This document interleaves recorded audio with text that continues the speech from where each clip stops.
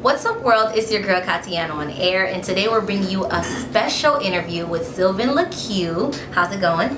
Doing good. How are you? I'm great. So today's a very, very big day for you. Yeah, it is. It's the first day of tour. Definitely. So how long have you been planning for the tour? This tour kind of took, I say give or take about, anywhere between a month and a half. A month and a half, really, actually. It actually started off as like a 5-city tour, and I think as we announced and more dates were coming to our attention from the fans, we felt compelled to add 3 more dates. So we had Houston, Oakland, and I believe Philly last minute, and that was through the grace of God. So far it's going pretty dope, man, and I wanted to start it in the hometown, so I'm really excited. Awesome. So what should we all expect from the concert tonight?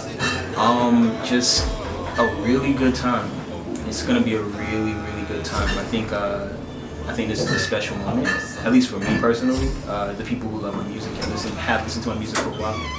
I'm just really excited. I think it's gonna be a good time. And this is actually your first headlining tour. Yes, it's my first headlining tour. And then you have 2 other people on tour with you. Let me know who it is. Yes, it's Kari and EJ.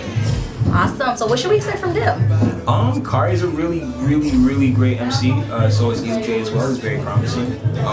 Just a lot of energy, a lot of skill, a lot of tenacity. I think they're gonna be great. I think they are great additions to the tour. They're on a couple dates, not all dates, but dates that they are on. They're gonna. I have no doubts about it. Awesome. So lately you've been dropping a lot of music. Well, you dropped 3 new songs recently. Yeah. Are you like working on a project right now, or is there something else coming out? Because I know that you did drop something earlier in the year, or earlier in the year, and then following you start dropping like singles and tracks and stuff like that. Is there anything that you're working on currently? As of right now, I'm kind of entertaining a project right now, but not entirely. I'm just kind of in a place right now where music is coming out consistently, and I love that people are gravitating towards it. The last project did very well as well, but I'm all about doing bigger and better things from what I previously did. So I think I want to test out the waters, see what people love, what they don't love, and create a project. So lately you've been producing your own tracks? Yeah. Where did that come from? I actually just started producing. So I think it came out of a sense of necessity, and I felt there was a time earlier on where like music was really becoming like, all right, where do I go next? How do I grow more? And I think producing for me was like the next step, because I can really tailor how I want my sound to be.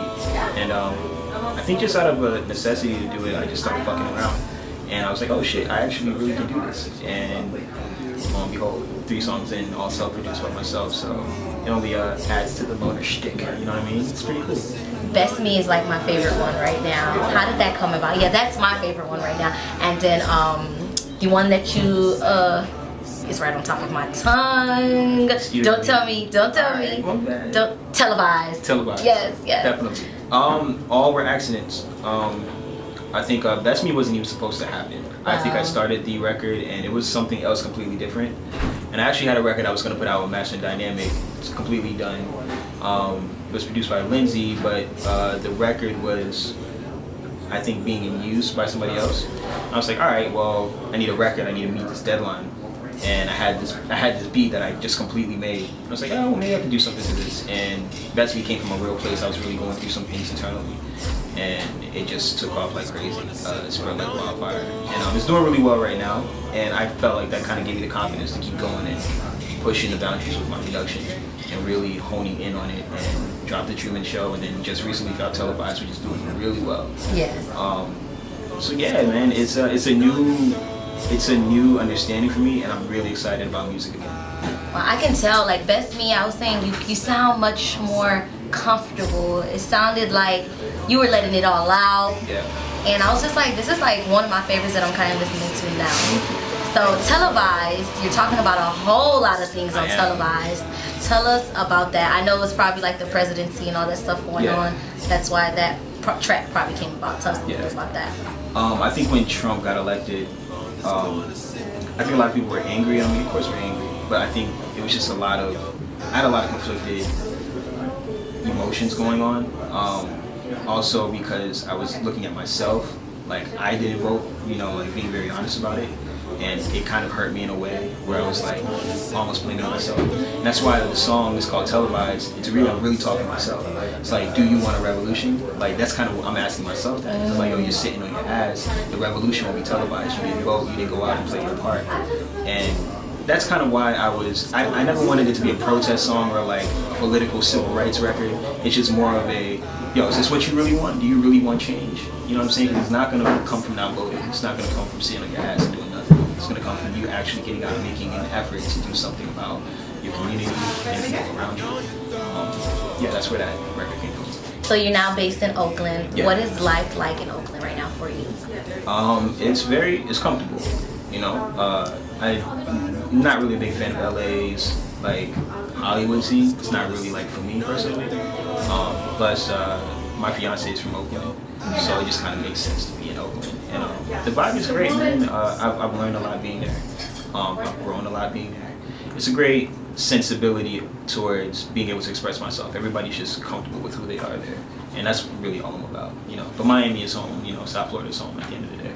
I think South Florida is very excited to have you tonight. Yeah, I think so too. Let us hope. Let us pray that they're excited to have me tonight. They are definitely excited. So is there anything that you want the fans to know that's coming up, or you something you have to say to them at this moment?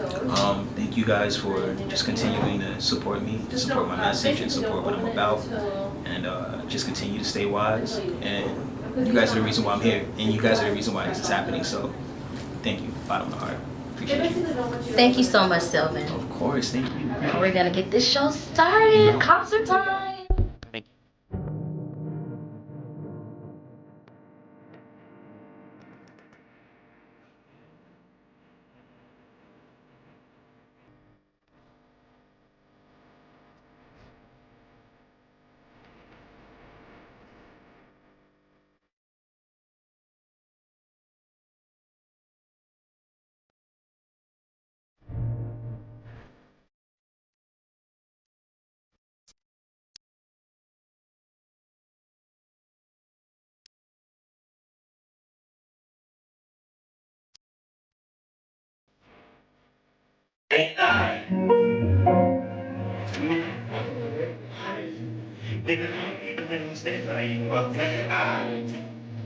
Scott said I was on my own. Since then I've been on my own. No nigga, I ain't never had a motherfucking hand down.